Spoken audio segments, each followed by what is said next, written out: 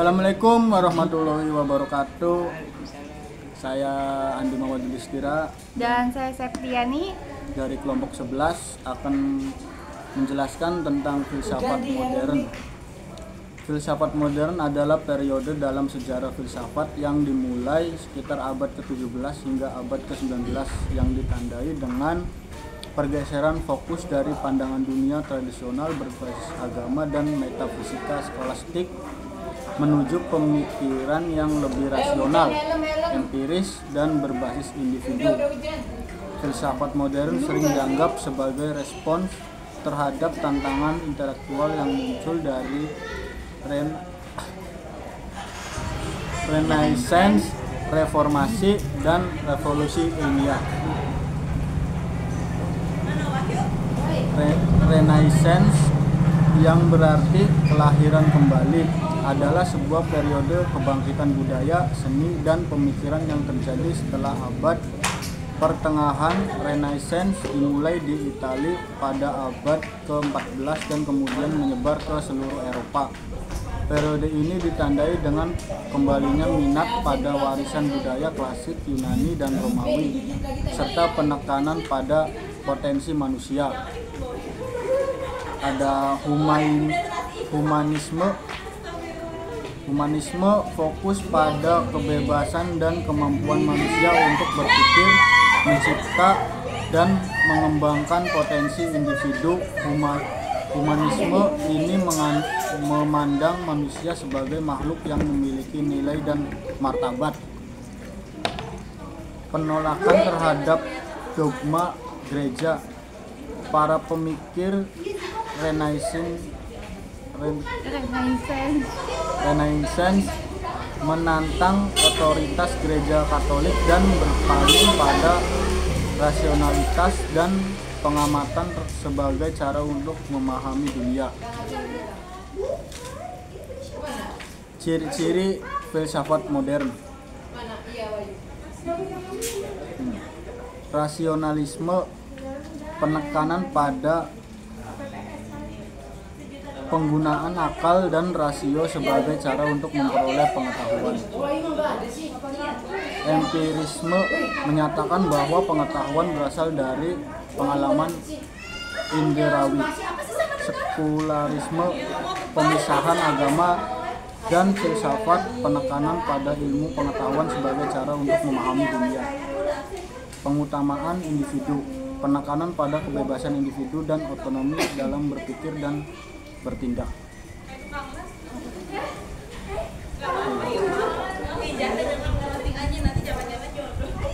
Pokok pemikiran dari filsafat modern.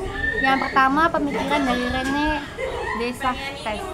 Descartes berfokus pada keraguan metodis untuk mencapai kepastian, yaitu melalui pemikiran Cogito ergo sum. Ia menyatakan bahwa keberadaannya diri bisa dipastikan hanya melalui berpikir. Descartes berusaha untuk membuktikan eksistensi Tuhan dan realitas dunia melalui rasio murni. Selanjutnya itu ada pemikiran dari Immanuel Kant. Kant berusaha menyatukan rasionalisme dan empirisme dengan konsep a priori dan a posteriori. Ia berpendapat bahwa kita tidak bisa mengetahui dunia seperti apa adanya, hanya dapat mengetahui dunia seperti yang kita alami ataupun fenomena. Konsep dari imperatif kategoris dalam etika menyatakan bahwa tindakan moral harus berlaku untuk semua. Selanjutnya yaitu pemikiran dari John Locke. Locke mengemukakan bahwa manusia lahir dengan pemikiran kosong dan pengetahuan diperoleh melalui pengalaman. Ia membedakan antara pengalaman empiris atau sensasi dan refleksi. Locke juga mengembangkan teori hak-hak alamiah yang menjadi dasar pemikiran liberalisme. Hegel mengembangkan teori dialektika yang menganggap bahwa perkembangan sejarah dan ide-ide terjadi melalui pertentangan. Ia menekankan pada perkembangan kesadaran dalam sejarah, yaitu proses pengetahuan yang berkembang menuju kebebasan mutlak.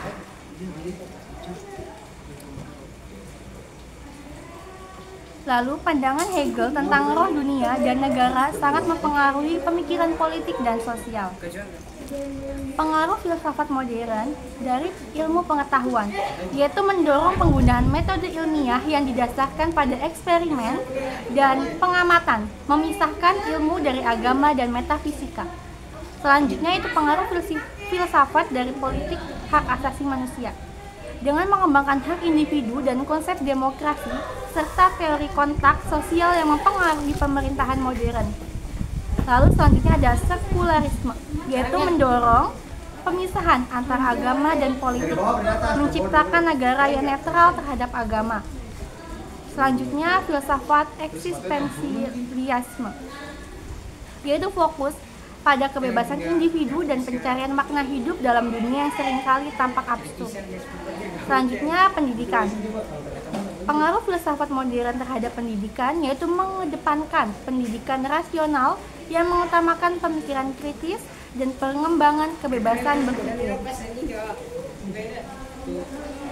Kesimpulannya itu, filsafat modern merupakan transisi dari pemikiran klasik yang lebih metafisik dan religius menuju pemikiran rasional dan ilmiah.